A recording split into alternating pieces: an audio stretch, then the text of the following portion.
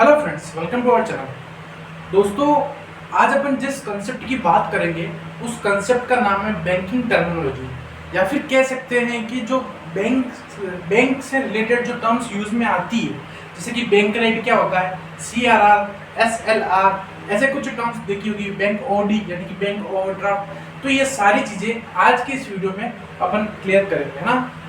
दोस्तों ध्यान रखिएगा, ये video English medium as well as Hindi medium students, specially ये जो कंसेप्ट है ये काम आता है आपके कंपटीशन एग्जाम में।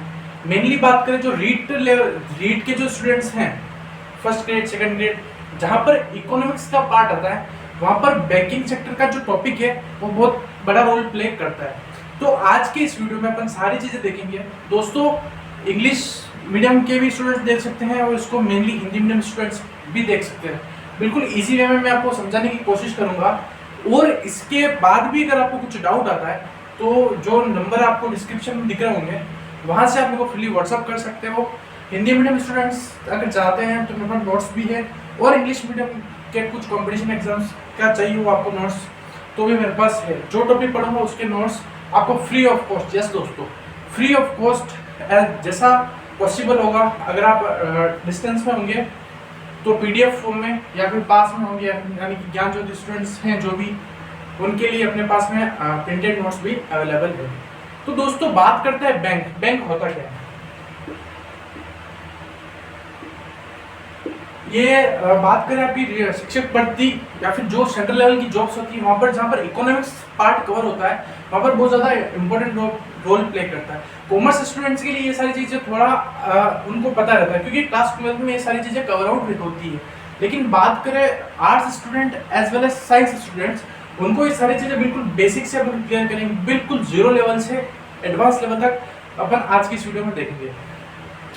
दोस्तों जब बात करते हैं अपन बैंक की, किसकी, बैंक की जब बात करते हैं, किसकी बात करते हैं, बैंक की। आपके गली के बाहर या फिर आपके टाउन में, आपके सिटी में, आपके शहर में जो बैंक्स होते हैं, क्या होते हैं, जो बैंक्स होते हैं उनको बोलते हैं अपन कॉमर्शियल बैंक। कौन से बैंक, कॉमर्शियल बैंक। और इनके ऊपर जो बॉडी गवर्न करती है, यानी कि इनको जो कंट्रोल करता है, उनको बोलते हैं सेंट्रल बैंक।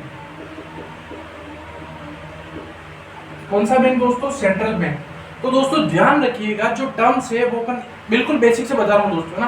वीडियो के एंड तक बने रहोगे तो 100% डैम श्योर मैं कह सकता हूँ कि अगर बैंक टर्मिनोलॉजी से अगर क्वेश्चन आता है आपके पेपर में तो डेफिनेटली आप उसको सही करके आओगे।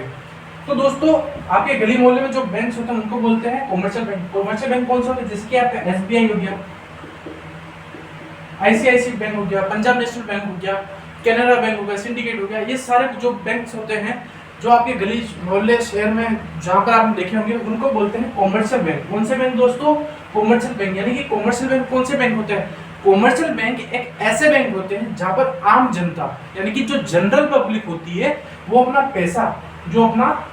पैसा होता है उसको डिपॉजिट कराता है। क्या कराता है, डिपॉजिट कराता है, या फिर वहां से लोन लेता है। क्या लेता है, वहां से लोन लेता है, उसको बोलते हैं इन जनरल बोलते हैं अपन कॉमर्शियल बैंक।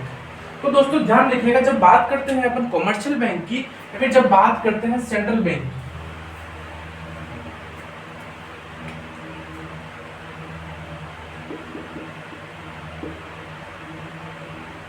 सेंट्रल बैंक कितना है होता है आपको बता सकता हूँ, yes okay, central bank, yes very good. तो ध्यान रखना, जो सेंट्रल बैंक होता है वो पूरा एक होता है, यानी कि एक होता है, जिसको बोलते हैं अपन RBI। आपने नाम सुना है दोस्तों, ये वाला टॉपिक भी अपन अलग से कवर करेंगे। RBI की फुल फॉर्म होती है रिजर्व बैंक ऑफ इंडिया, यानी कि इसको बोल सकते हैं दादाजी। ये कौन है, दादाजी इसलिए बोला क्योंकि इसके नीचे मेन बॉडी ये, फिर इसके बच्चे, कॉमर्शियल बैंक।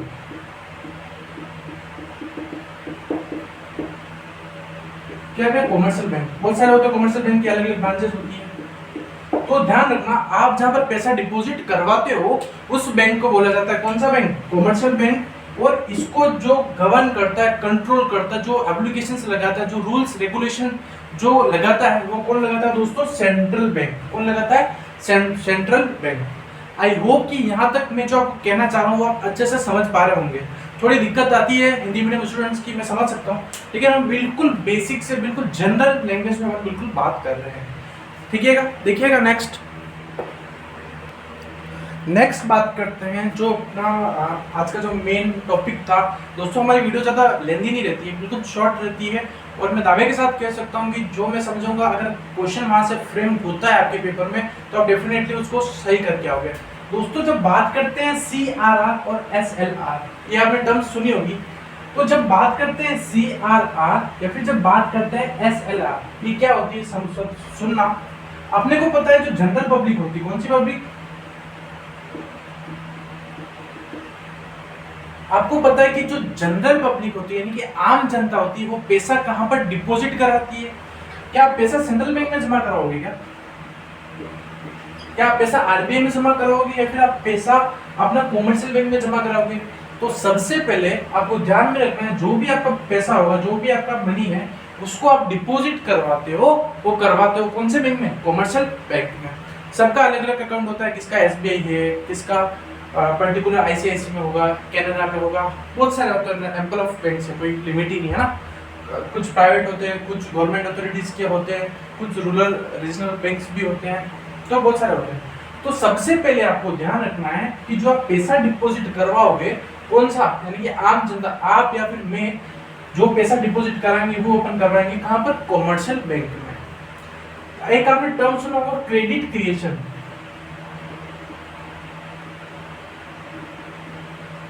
इसको भी अपन डिस्कस करेंगे।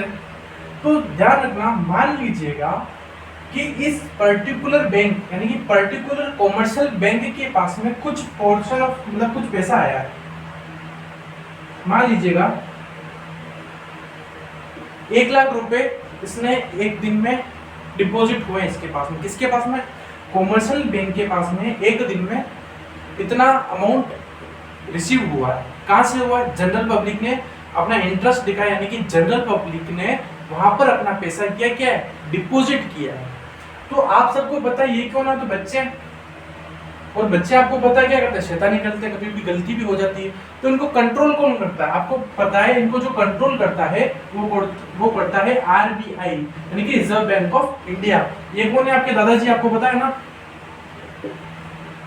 तो दादाजी ने बोला आप बच्चे हो, आपसे कुछ गलती हो जाएगी, तो आप एक काम करना, जो भी पैसा आपने यहाँ पर जो भी पैसा लोगों का जो पैसा है उसका कुछ पोर्शन आप मेरे पास में रखना, यानी कि मेरे को दे देना, और कुछ पोर्शन आपके पास में एज अ रिजर्व रखना। उन दोनों टर्म को बोला जाता है CRR। अब देखना ये कि CRR क्या होता है और SLR क्या होता है ना।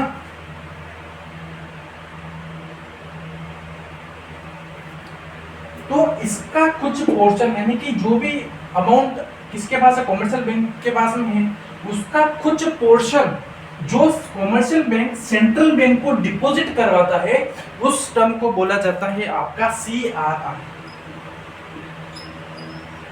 यहां तक किसी को डाउट, दिक्कत, परेशानी, वापस सुन लेना। CRR एक वो पोर्शन ऑफ अमाउंट होता है जो कॉमर्शियल बैंक के पास में जो पैसा पड़ा है उसका कुछ पोर्शन वो सेंट्रल बैंक को देता है। ठीक है, क्योंकि कभी कुछ कह सकते हैं कुछ क्रिटिकल कंडीशंस आ जाती है, और ये क्या है, सारे बच्चे हैं, इनसे कुछ गलती हो जाएगी, या फिर कुछ ऐसी कंडीशन आ गई जैसे कि मान लीजिएगा यहाँ पर 10 जनों ने पैसा डिपॉजिट करवाया, ठीक है, एक साथ में ये पैसे लेना आ गए और इसके पास में पैसा नहीं हो तो क्या करेगा, तो ये तो बच्चे हैं, इनसे तो गलती हो जाएगी, तो इनकी हेल्प कौन करेगा, आपका RBI। कौन करेगा, RBI यानी कि central bank of India.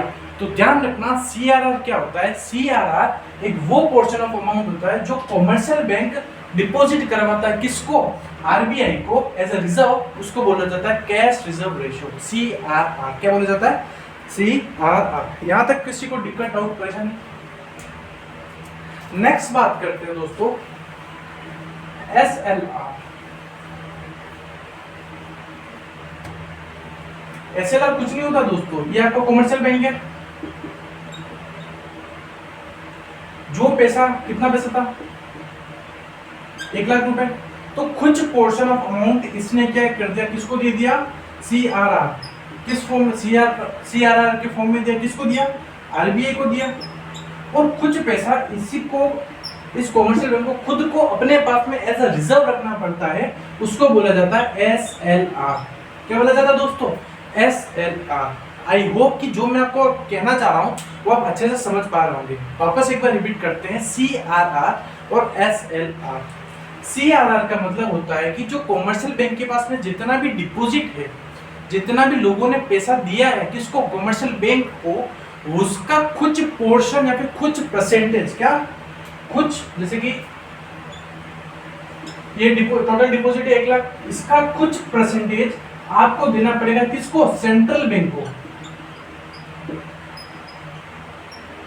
Central bank को देना पड़ेगा, उसको बोला जाता है क्या, CRR। और कुछ पोर्शन, इसका कुछ पोर्शन ऑफ परसेंटेज इसको खुद के पास में एज अ रिजर्व रखना पड़ता है, उस पैसे को बोला जाता है SLR। आई होप कि मैं जो कहना चाह रहा हूँ आप अच्छे से समझ पा रहे होंगे।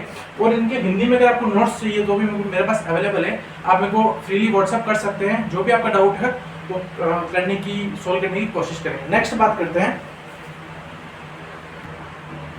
नेक्स्ट आपको 2 रेट दिख रही है, बैंक रेट और रेपो रेट। क्या होता है दोस्तों, शिक्षक भर्ती की बात करें, यहाँ से previous to previous year question आया होगा कि बैंक रेट और रेपो रेट में मेन किस चीज का डिफरेंस है।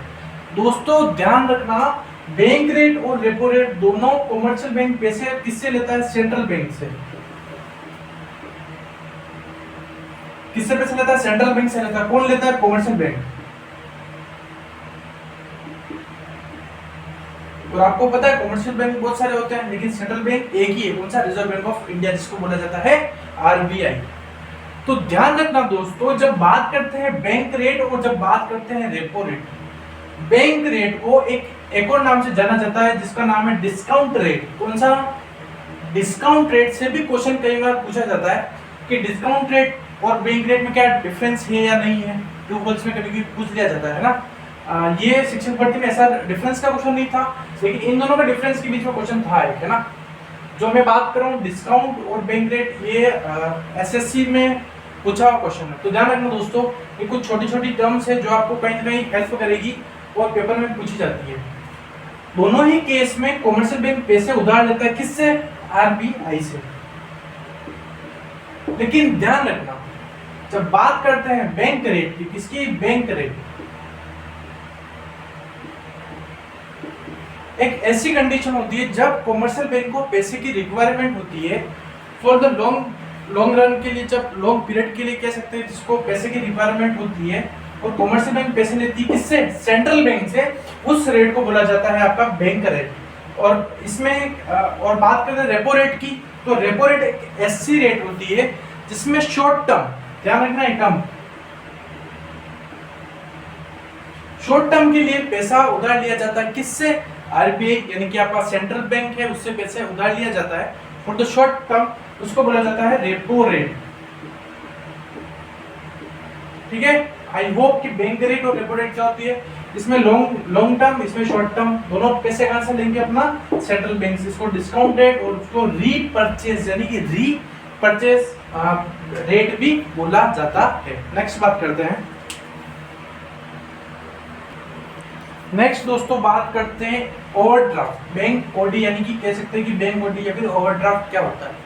दोस्तों ये एक फैसिलिटी होती है जो आपके कॉमर्शियल बैंक होते हैं वो प्रोवाइड करते हैं जनरल पब्लिक को, यानी कि आम जनता के लिए एक सुविधा होती है बैंक ओवरड्राफ्ट ओडी फैसिलिटी, जिसको बोला जाता है, जिसमें अगर आपके खाते में पैसे नहीं है और आपको कुछ चीज़ परचेज करनी है तो ये सुविधा रहती है बैंक की, तो एक बार के लिए आप उस चीज़ को परचेज कर सकते हो, उसको बोला जाता है ओवरड्राफ्ट फैसिलिटी। पर दोस्तों ध्यान रखना, हर किसी को ये फैसिलिटी प्रोवाइड नहीं की जाती है। एक सिविल करके एक चीज़ होती है, जिसकी सिविल अच्छी होगी उसको ये चीज़ दी जाती है। हर कोई जाएगा बैंक के पास कि मेरे को ओडी चाहिए तो बैंक मना करेगा, है ना। तो जिसका बैंक के साथ रिलेशन अच्छा रहता है ना, फैमिली रिलेशन बात नहीं कर रहा हूँ, जो एक कस्टमर और सेलर का जो कह सकते हैं जो रिलेशन है बैंक के साथ में, अगर वो आपका रिलेशन अच्छा है, सिविल अच्छी है आपकी, तो आपको डेफिनेटली बैंक एक बार पे करता है फॉर द पर्टिकुलर प्रोडक्ट और पर्टिकुलर प्राइस पे कर देता है, भले आपके अकाउंट में एक भी रुपया नहीं हो। नेक्स्ट बात करते हैं NEFT। किसकी? NEFT, national electronic fund transfer. National electronic fund transfer ये क्या होता है? National electronic fund transfer Delhi police के अंदर पूछा हुआ फुल फॉर्म भी है, ये वाली और ये वाली दोनों।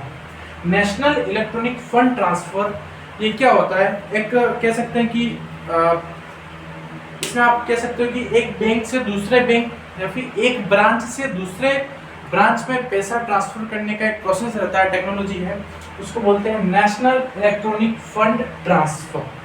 देन आफ्टर बात करते हैं IFSC कोड क्या होता है। ये भी दिल्ली पुलिस और SSC में पूछा हुआ क्वेश्चन है ना, इसी full form. National electronic fund transfer और IFSC कोड क्या होता है? IFSC कोड क्या होता है दोस्तों? ये एक अपना कह सकते हैं कि अल्फा न्यूमेरिकल एक फॉर्म होती है, जिसमें अपना एक पर्टिकुलर जो भी बैंक होता है ना, उसका एक अपना कोड स्पेसिफिक स्पेशल कोड होता है, उसको बोला जाता है IFSC कोड। आई होप कि जो मैं कहना चाह रहा हूँ आप अच्छे से समझ पा रहे होंगे। अगर इन टर्म्स में अगर आपको कोई दिक्कत आती है तो आप मेरे को फ्रीली व्हाट्सअप कर सकते हैं, विदाउट एनी चार्ज। हमारी क्लास बिल्कुल फ्री ऑफ कॉस्ट रहती है। अगर कोई ऐसा स्टूडेंट है जो फ्री में कह सकते हैं कि जिसको कोचिंग करनी है शिक्षक भर्ती से रिलेटेड या फिर स्टेट लेवल का कुछ भी एग्जाम हो, तो हमारे ऑनलाइन और ऑफलाइन दोनों बैच हैं ज्ञान ज्योति सेवा संस्थान, जहाँ पर आपको बिल्कुल फ्री ऑफ कॉस्ट, यस दोस्तों, free of cost offline classes available रहती है। Thank you and have a nice day. इसी तरह से अपन इकोनॉमिक्स का पार्ट बूस्ट करेंगे हमारे यूट्यूब चैनल पर। नेक्स्ट आप मेरे को बता देना आपको RBI पढ़ना है या फिर नेशनल इनकम पढ़ना है, जो भी आपको पढ़ना हो वो मेरे को आप कमेंट करके बता सकते हो। Thank you and have a nice day team DS।